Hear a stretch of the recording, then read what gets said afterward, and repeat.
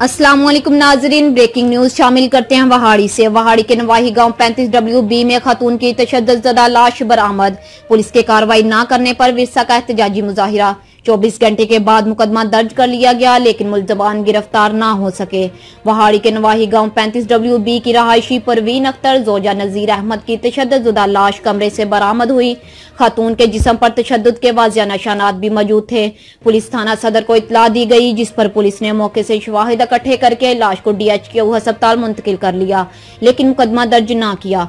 24 घंटे गुजर जाने के बाद भी मुकदमा दर्ज न किया गया तो मकतूला के विरसा ने पुलिस और मुल्ज़मान के खिलाफ एहतजाजी मुजाहिरा शुरू करते हुए रोड ब्लॉक कर दिया। विरसा के एहतजाज करने पर मुकदमा तो दर्ज कर लिया गया, लेकिन मुल्ज़मान को गिरफ्तार न किया जा सका। मकतूला के विरसा का कहना है कि SHO शमून जोया मुल्ज़मान के साथ मुबैना तौर पर साजबाज हो चुका है और पहले मुकदमा दर्ज करने से भी इनकारी था। अब एहतजाज के बाद मुकदमा दर्ज कर लिया है, लेकिन मुल्ज़मान को गिरफ्तार नहीं कर रहा।